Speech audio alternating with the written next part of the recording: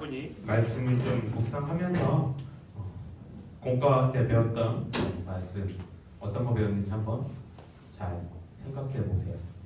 물어볼 거예요. 선생님들 물어볼 거예요. 학생들. 나 찾아. 계산하고 어른한테 큰 기대 하지 않아. 자, 성경도 펴놓고 성경. 성경은 오늘 본문 누가복음 1장 누가복음 1장 26절에서 38절까지만 누가복음 1장 26절에서 38절까지만 볼 거예요. 성경도 찾아놓고 우리 시간 되면은 말씀 공독하고 설교 들어가도록 하겠습니다. 다음 주에는 연합 예배인 거 들었죠? 네. 목사님이 너희들을 밥을 공격하면서 잡아놓을 용기가 없어서 네, 연합으로 부모님과 함께 드렸으면 좋겠습니다. 네, 우리 말씀 보겠습니다. 오늘 우리에게 주시는 말씀 누가복음 1장 26절부터 38절 누가복음 1장 26절부터 38절까지의 말씀 제가 한 절 읽고 우리 친구들이 한 절 읽을게요. 제가 먼저 읽겠습니다. 여섯째 달에 천사 가브리엘이 하나님의 보내심을 받아 갈릴리 나사렛이란 동네에 가서 다윗의 자손 요셉이라는 사람과 약혼한 처녀에게 이르니 그 처녀의 이름은 마리아라. 그에게 들어가 이르되 은혜를 받은 자여 평안할지어다 주께서 너와 함께 하시도다 하니 처녀가 그 말을 듣고 놀라 이르는 있어서 어찌하니까 생각하매 천사가 이르되 마리아여 무서워하지 말라 내가 하나님께 은혜를 입었느니라 보라 내가 잉태하여 아들을 낳으니 그 이름을 예수라 하라 그가 큰 자가 되고 지극히 높으신 이의 아들이라 일컬어질 것이요 주 하나님께서 그 조상 다윗의 왕위를 그에게 주시리니 영원히 약속을 지키고 다스리실 것이며 그 나라가 무궁하리라. 마리아가 천사에게 말하되 나는 남자를 알지 못하니 어찌 이 일이 있으리이까 천사가 대답하였는데 성령이 내게 임하시고 지극히 높으신 이의 능력이 너를 덮으시리니 이러므로 나실 바 거룩한 이는 하나님의 아들이라 일컬어지리라 보라 내 친족 엘리사벳도 늙어서 아들을 배었느니라 본래 임신하지 못한다고 알려진 이가 이미 6달이 되었나니 대장의 말씀은 임하지 못하니 함께 읽겠습니다.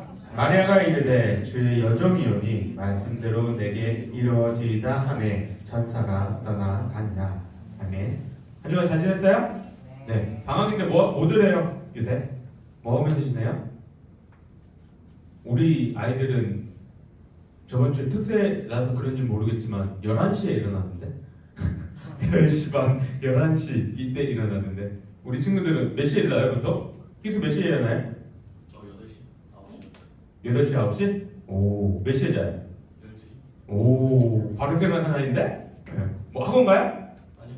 오, 근데도? 학원 다니죠. 아침에? 아니 저녁에 가요. 저녁에? 오. 그럼 일어나서 뭐해요? 그냥 누워 있는 거 같아요. 계속. 아, 눈은 뜨는데 누워는 있고. 다른 친구들은 뭐 학원도 오전에 다니는 친구들도 있을 거고 나름대로 다들 바쁘게 이렇게 지내고 있을 텐데 한 주만 지나면 뭐예요? 네, 설날이죠. 네. 우리 선생님들이 제일 좋을 것 같아요. 선생님들이 가장 원하는 공휴일, 네, 쉬는 날이 다가옵니다. 네. 예, 쉬는 날이 다가오니까 조금 힘들더라도 한 주간도 네, 화이팅하면서 지낼 수 있기를 바랍니다. 오늘 공부할 주인공 누구예요? 마리아. 네, 마리아입니다. 무슨 마리아예요? 아, 무슨 마리아가 아니죠. 누구의 어머니 마리아예요? 네, 예수님의 어머니 마리아입니다. 여러분은 마리아 하면 어떤 이 생각이 가장 먼저 들어요? 어떤 이미지가 딱 떠올라요? 희수야? 천주교에서.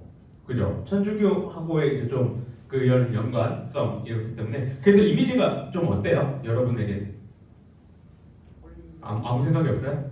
그냥 그런갑다. 그래요? 목사님이 어렸을 때 마리아라고 이렇게 하면은 희수처럼 천주교에서 이제 숭배의 대상으로 이렇게 하다 보니까 조금 안 좋은 면으로 보려고 했던 것 같아요. 그래서 왠지 별로 정이 안 가는 사람. 나한테 마리아가 크게 뭐라 한 것도 없는데 그냥 좀 별로인 사람.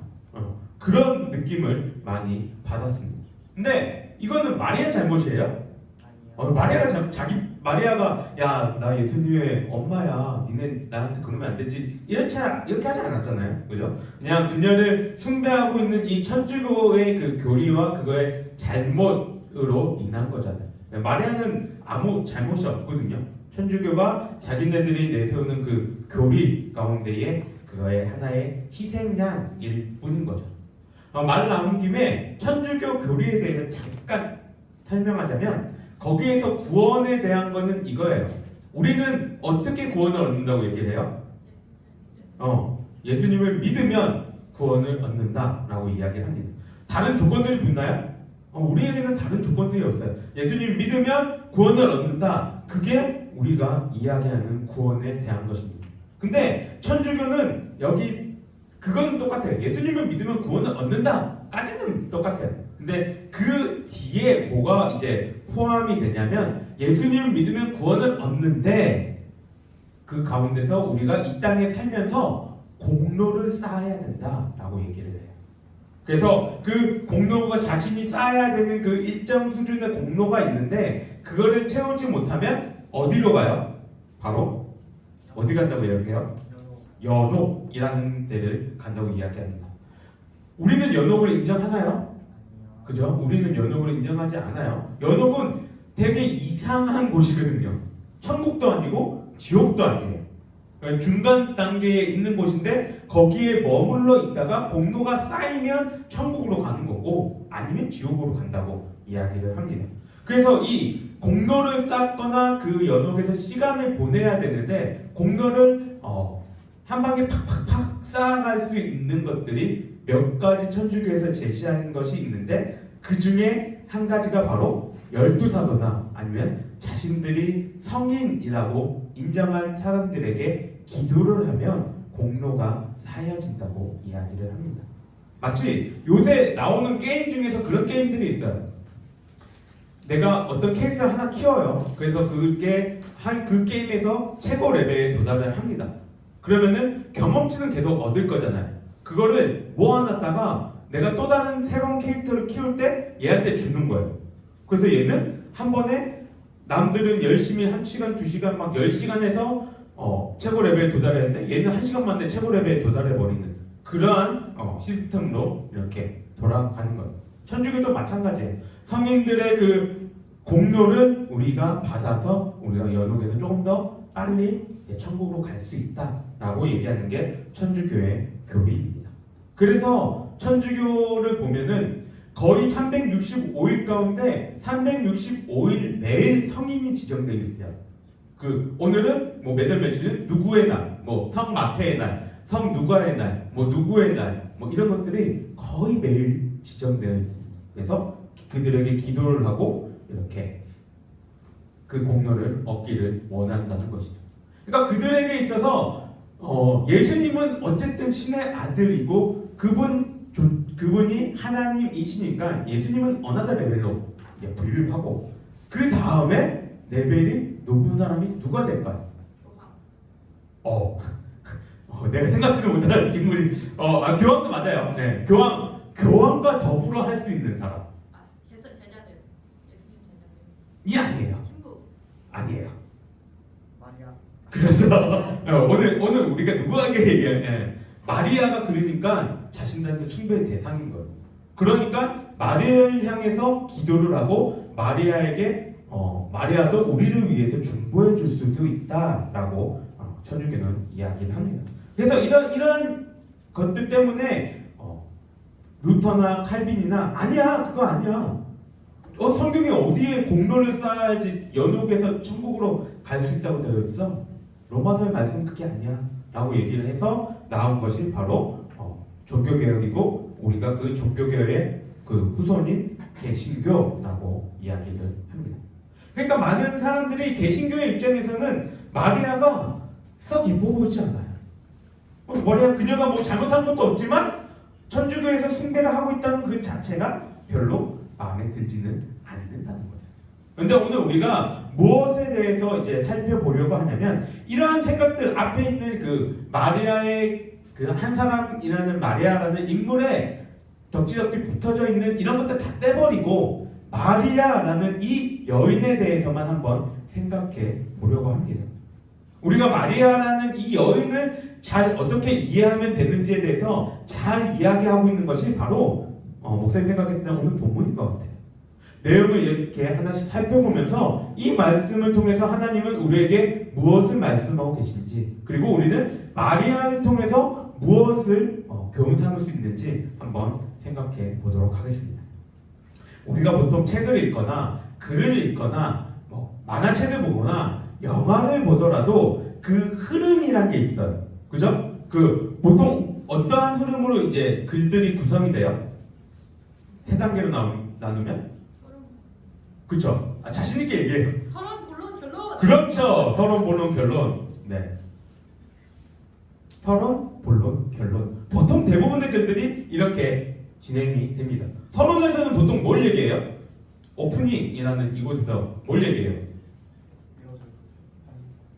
내가 지금 뭘 얘기하려고 하는지, 그죠? 그리고 조금 이 분위기를 풀어가는 아이스 브레이킹이라고 얘기를 하죠. 그러한 내용들을 이제 얘기를 합니다. 그 다음에 본론으로 가서는 진짜 왜 그것이 문제이고 그거의 해결책은 뭔지 이런 거에 대해서 얘기를 해요. 그 다음에 마지막 결론으로 가서는 어떻게 합니까? 그거를 다 정리해서 이제 그래서 이거다라는 마침을 찍게 됩니다. 대부분의 사람들이 글을 쓰는데 이렇게 딱 서론은 여기까지, 본론은 여기까지, 결론은 여기까지 이렇게 적어놓고 보통 쓰진 않아요. 여러분들이 연애편지 적어봤을 거 아니에요? 이제 중고등부인데, 그죠? 희수야, 연애편지. 연애편지 안 적어봤어요? 네, 오. 연애 DM. 연애 DM. 요새 DM이 있구나. 목사님 때만 해도 편지 많이 적었거든요. 근데 편지 적을 때 뭐라고 그러냐면 서론, 여기까지 서론, 아이스 브레이킹 이거 적고 본론 이렇게 적지 않아요. 그냥 물 흐르듯이 적는데 이게 좀 정리돼서 나도 모르게 이게 나온단 말이죠. 근데 오늘 우리가 보고 있는 이 본문에도 이 구조가 조금 보이게 됩니다. 그래서 그 부분, 각 부분 서론, 본론, 결론 이 부분에서 우리가 생각해 봐야 될 것들 한 가지씩을 이렇게 집중해서 한번 살펴보도록 하겠습니다. 먼저 본문의 서론이라고 할 수 있는 부분은 26절부터 29절까지의 내용입니다. 여기서는 주인공 두 사람이 나와요. 누구와 누구예요? 그렇죠. 마리아와 가브리엘 천사가 나옵니다. 이제 마리아라는 여인에 대해서도 이제 소개를 하고 있는데 마리 여인이지. 이때 사실 마리아의 나이가 몇 살 정도 됐을까요? 12살에서 선생님. 네. 내가 설교에서 얘기할 걸 얘기해주면 어떡합니까? 네, 12살에서 13살 때에 보통 결혼을 합니다. 우리나라의 지금 평균 결혼 나이가 한 29, 30 이때쯤 된 것 같아요. 그죠? 옛날에는 좀 더 이게 낮았는데 점점 이렇게 올라갔는데 이 당시에는 12살에서 13살 많이 잡아봤자 15살. 15살이면 지금 누구예요? 은서? 유은이가 15살. 그 다음에 12살에서 13살이면 준영이 정도 나이. 그죠? 이 나이대에 마리아가 이 나이대에 이제 가브리엘 천사를 맞이하게 됐다는 것입니다. 근데 이 26절에서부터 29절 이 서론에서는 한 가지를 딱 강조를 하고 있어요. 뭘 강조하고 있습니까? 성경은 중요한 내용을 강조할 때 뭐 어떻게 한다고 얘기해요? 그렇죠. 반복해서 얘기를 합니다. 26, 27, 28, 29 이 4절에서 반복되는 단어가 한 가지 있는데 뭐예요? 3번이나 나오는 뭐예요? 희수야 뭐야? 알고 있잖아. 뭐야? 은혜? 오, 은혜. 맞아요? 은혜는 안 찾아봤는데?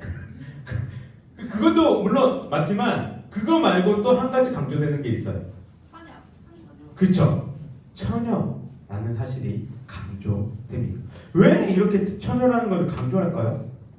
왜냐면 이게 본론으로 들어갔을 때 이게 굉장히 이거는 중요한 전제 조건이 되기 때문에 본론을 얘기하기에 전제 조건이 되기 때문에 지금 계속해서 처녀인 것을 강조합니다. 그럼 본론을 한번 들어가 봅시다. 본론 30절부터 37절까지를 본론이라고 이야기할 수 있는데 이곳에서는 천사가 마리아에게 어떠한 일들이 벌어질 것인가 그것에 대해서 이야기를 합니다. 근데 먼저 바로 이렇게 야, 너 아기 낳을 거야. 바로 이제 본론으로 얘기하는 것이 아니야. 마리아의 마음을 움직일 수 있는 그러한 얘기를 먼저 해주고 있어요. 30절에 뭐라고 얘기하냐면 내가 하나님께 은혜를 입었느니라. 사실 28절에서 가브리엘은 마리아를 처음 만났을 때 인사로 뭐라고 얘기합니까? 그녀에게 뭐라고 얘기해요? 마리아에 대한 호칭이 뭐예요? 은혜를 입은 자요. 은혜를 받은 자요. 라고 이야기를 합니다. 즉 마리아에게 지금 너에게는 하나님의 은혜가 있어 라고 말을 하고 있는 것입니다. 여러분이 마리아였던 기분이 어땠을 것 같아요? 기쁠까요? 즐거웠을까요? 행복했을까요? 물론 그럴 수도 있지만 우리말 성경에는 지금 마리아가 놀랐다 라고 되어 있는데 원어를 보게 되면 무슨 뜻이냐면 혼란스러워하다, 당황하다, 몹시 심각하게 생각하다 이러한 의미들을 가지고 있어요. 예를 들어 볼게요. 여러분이 이제 학교에서 복도를 이렇게 지나갑니다. 요새도 학교에서 가장 무서운 선생님이 학생 부장이에요? 학생 부장이라고 해요? 학생 주임이라고 해요? 아니 선생님 말고 학생들 내가 조사해 본 바로는 학생 주임이 아니어서 그래. 뭐라고 얘기해요? 있어요? 부장님, 학생 부장. 그쵸, 학생 부장이라고 얘기를 하죠. 네. 그분이 제일 무서워요. 아 요새 선생님 별로. 근데 그렇게 딱 정해진다. 다른 선생님들이 그냥. 그래요? 여기 있는 선생님들이 학교 다닐 때는 학주가 제일 무서웠어요. 제일 학교에서 어찌 보면 우락부락하고 막 체육 선생님이고 몽둥이 이렇게 맨날 들고 다니는 분들이 항상 학생 주임을 맡고 있었는데 이렇게 길을 가고 있는데 복도를 지나가는데 학생 주임 선생님이 딱 나를 보더만 영준아 학교 마치고 교무실 내려와. 딱 그 얘기만 하고 가요. 어떤 생각이 들어요? 학교 끝날 때까지 수업 끝날 때까지 머릿속이 복잡합니다. 왜요? 내가 뭐 잘못했지? 나 실수한 거 없는데? 내가 누구 때렸나? 내가 뭐 잘못했나? 계속 고민을 하게 돼요. 그죠? 지금 이 말인 거예요. 마리아에도 그러한 마음이 있는 거예요. 마리아가 지금 살고 있는 갈릴리 나사렛이라는 이 동네는 얼마나 총구석인지 구약 성경을 포함해서 유대인들이 기록해 놓은 기록들 그리고 여러분도 잘 알고 있는 탈무드 그리고 요세푸스라는 사람이 유대인들의 그 기록을 했는데 그 요세푸스가 기록했던 그곳에도 단 한 번도 나오지 않는 동네예요. 여러분 성포동 들어봤어요? 들어봤어요? 사이동 들어봤어요? 미안해 내가 안 사는 지 얼마 안 돼서 이 두 군데가 되게 신기했거든요. 성포동, 사이동, 해양동 들어봤어요? 역시 부산으로 얘기해야 되나? 부산의 총동네 영주동 들어봤어요? 되게 내가 알지 못하는 그러한 동네의 이름이란 말이에요. 갈릴리 나사렛이라는 이러한 동네. 그런 깡촌인 그 갈릴리 나사렛에 지금 13살, 14살 된 여자아이에게 천사가 나타나서 뭐라고 얘기하냐면 너에게 은혜가 있다. 하나님이 너에게 은혜를 주실 거야. 라고 이야기를 했다는 거야. 그 당시 천사가 나타난다는 것은 물론 기쁘고 즐겁고 나에게 은혜가 되는 그러한 것도 있지만 웬만해서 천사가 나타난다는 것은 좋은 일로 나타나진 않거든요. 그러니까 천사와 내가 천사를 봤다는 그 사실은 기쁨보다는 두려움으로 다가옵니다. 근데 마리아의 마음이 더 싱숭생숭하게 하는 속된 말로 더 미치게 하는 말을 그 다음 말이 나오게 됩니다. 뭐라고 얘기해요? 남자를 가까이 해본 적도 없는데 뭐 한대요? 임신한다고 얘기를 합니다. 임신하고 끝나는 게 아니라 그 아이를 낳는데요. 그 아이가 근데 어떤 아이라고 이야기를 합니까? 35절에 거룩한 이는 하나님의 아들이라고 불려진대요. 생각해 보세요. 천사라고 내 평생 13년 내가 오래 산 건 아니지만 13년 14년 살았는데 천사가 내 눈앞에 나타났는데 임신한대요. 오케이, 거기까지는 임신? 오케이, 뭐 그럴 수 있지. 근데 아들을 낳는데 오케이, 그럴 수 있지. 근데 그 아들이 누구라고요? 하나님의 아들이네요. 구약시대에 하나님은 지금 우리가 생각하는 하나님과 조금은 우리가 대하는 하나님과 조금은 달라요. 왜냐하면 구약시대의 사람들은 하나님이라는 그 이름조차도 부르기가 두려워서 다른 단어로 그분을 표현했단 말이에요. 성경을 적는데 하나님이라는 그 단어, 그 바꾼 그 단어가 나올 때마다 뭐를 해요? 가서 목욕을 하고 깨끗한 옷으로 갈아입고 그 단어를 적어요. 그만큼 두려움의 그 단어가 하나님이었어요. 근데 지금 마리아에게 뭐라고 얘기해요?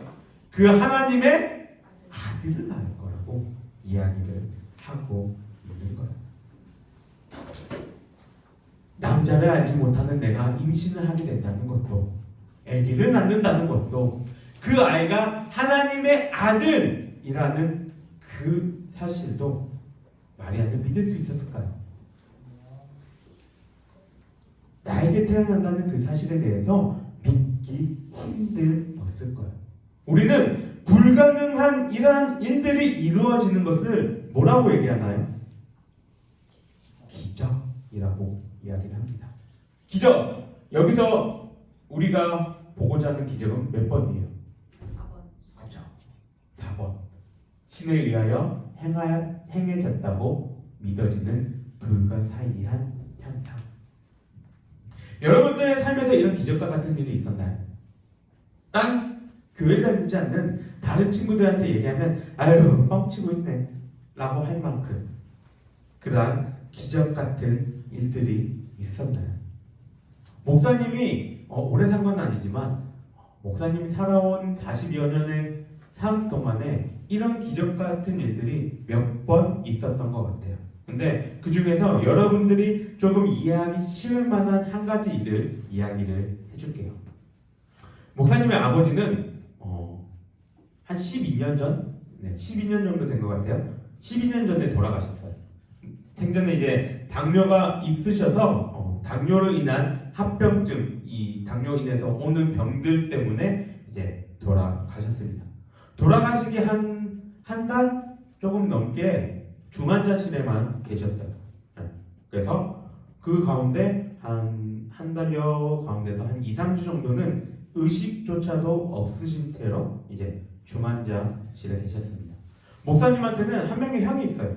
근데 그 형이 이 당시에 미국에 공부한다고 가 있었고, 목사님은 회사를 다니고 있었을 때입니다. 그래서 한 달 동안 아버지가 있는 오전에는 이제 어머니가 보시고, 밤에는 이제 내가 회사 갔다가 퇴근했다가 병원 갔다가 회사 갔다 집에 와서 잠깐 자고 회사 가고 막 이러한 삶을 살았던 시절입니다. 근데 아버지가 돌아가시고 장례를 치르는 이 과정 중에서 어머니는 당연히 정신을 못 차리시죠. 수십 년을 함께한 남편이 돌아가셨으니 정신을 못 차리고 계시고 너무 힘들어하고 계셨고, 형은 미국에서 이제 막 들어와가지고 형도 이제 정신이 없었어요. 아무런 정신을 차릴 만한 그런 시간이 아니어서 장례식에 관련된 모든 서류나 이런 것들을 내가 다 처리를 해야만 했었어요. 의외로 장례에 일이 있으면 그런 찻다시를 처리해야 될 것들이 되게 많아요. 그래서 그것들을 이제 내가 맡아서 하고 있었는데, 아까 중환자실에 한 달 정도 계셨다고 얘기를 했잖아요. 중환자실은 생각보다 돈이 많이 나옵니다. 그죠? 그래서 병원도 생각보다 돈이 많이 나오니까 중간에 불러요. 왜 불러요? 중간에 한번 정산을 해요. 그래서 중간에 이 정도 금액이 나왔으니까 한번 정산을 하고 나중에 이제 퇴원을 하던가 뭐 이렇게 됐을 때 금액을 정리를 합니다. 그래서 이제 아버지도 중환자실에 계셨고, 아버지가 더 안 좋아지셨을 때는 중환자실보다 더 딥한 곳이 어디냐면 ICU라는 집중치료실이 있어요. 거기에 아버지가 2인실 중에서 2개의 방이 있는데 아버지가 한 3주간 거기에 들어가 있었어요. 그리고 그 병원에서 한 대인가 2대밖에 없는 기계를 아버지가 거의 계속 써야만 하는 상황이었습니다. 그러니까 돈이 굉장히 많이 나왔을 거예요. 그래서 중간정산을 하는데 제 기억으로는 10년 넘어서 이제 잘 기억은 안 나는데 내 기억으로는 한 1,000만 원 정도 중간정산을 했던 걸로 기억을 해요. 그리고 얼마 안 있어서 아버지가 돌아가시고 장례를 치르는 동안에 병원에서 연락이 와서 이제 계산을 하러 갔습니다. 우리 집은 그렇게 여유로운 집이 아니었어요. 옛날에는 잘 살았는데 한번 훅 날아간 이후로 그렇게 여유로운 집이 아니었어요. 그래서 어쩔 수 없이 병원비를 카드로 일단은 계산을 하고 뭐 나머지를 어떻게 메꿔야지 이런 생각을 하면서 이제 병원을 계산하러 갔습니다. 아까 얘기했듯이 중환자실은 싸지 않아요. 내가 그래도 회사에 다니고 있었으니까 건강보험이 이제 적용이 되는데 그래도 굉장히 많은 돈이 나왔던 걸로 기억합니다. 한 4천만 원 넘게 나왔던 걸로 기억을 해요. 계산하러 가서 거기서 이렇게 뭐 계산을 하면서 이제 하고 카드로 이제 결제한다고 이렇게 정리를 하고 있는데 다른 사람들 다 지나갈 때까지 나를 안 부르는 거예요. 내가 이 사람들보다 더 먼저 하는데 나 지금 장례식장 가야 되는데 그래서 살짝 짜증이 막 날라고 하고 있었어요. 왜 이리 오래 걸려? 이러고 막 이렇게 하고 있었는데 불러요. 날 딱 부르더니 뭐라고 얘기했을까요? 나한테 계좌번호를 알려달래. 이해돼요? 내가 지금 뭐 하러 갔어요? 돈 내러 갔잖아요. 그럼 계좌번호를 알려달라는 걸 왜 알려달라고요? 돈이 남아서. 네, 돈을 나한테 넣어준다는 거예요. 4천만 원 넘게 내가 결제를 하러 갔는데 여기서 나한테 돈을 준다는 거예요. 난 그때 이해가 안 되는 거예요. 아버지 돌아가셨고 정신이 없으니까 머리도 안 돌아가요. 똑같은 말은 내가 한 5번은 물어본 것 같아요. 계좌번호 달라길래 네? 왜요? 막 설명해줘요. 네? 왜요? 이건 내가 한 5번 한 것 같아요. 그러니까 그 사람도 화가 났는지 짜증이 났는지 아니 선생님 이 일이 이렇게 돼서 된 겁니다 라고 설명을 해주는데 뭐냐면 미안해요. 왜 그러냐? 아버지가 돌아가실 때 병명이 뭐였냐면 폐혈증이라는 거예요. 이폐 말고 이폐가 아니라 그 아이 폐혈증이라는 건데 이걸로 돌아가셨는데 이게 돌아가실 때 우리나라 법적으로 이걸로 돌아가시면 나라에서 돈을 다 대줘요. 그래서 그걸로 해서 계산이 다 된 거예요. 그래서 그들이 나한테 돈을 준다는 게 이미 중간정산 때 내가 계산했던 그 돈을 나한테 보내준다고 돈을 달라고 한 거예요. 그래서 돈을 내려갔다가 돈을 다시 받아갖고 온 기억이 있습니다. 보통 믿지 않는 사람들이 이런 얘기를 하면 뭐라고 얘기해? 와, 제스, 운 좋네. 그렇게 얘기를 할 거예요. 근데 하나님을 믿는 우리들은 이것이 하나님이 하신 일이라고 믿는다는 말이에요. 그죠? 근데 그렇게 되기까지는 우리에겐 뭐가 필요해요? 믿음이 필요합니다. 이 일이 어렵고 힘들고 안 될 것 같은데 답이 없는 것 같은데 하나님이 함께 하시면 하나님이 하신다고 말씀하셨으면 된다라는 믿음이 필요한 거예요. 본문에서 우리가 마리아를 통해서 배워야 할 것, 마리아가 보여주고 있는 신앙의 모습이 바로 이겁니다. 믿음. 마리아는 그 믿음이 있었던 거예요. 38절을 보세요.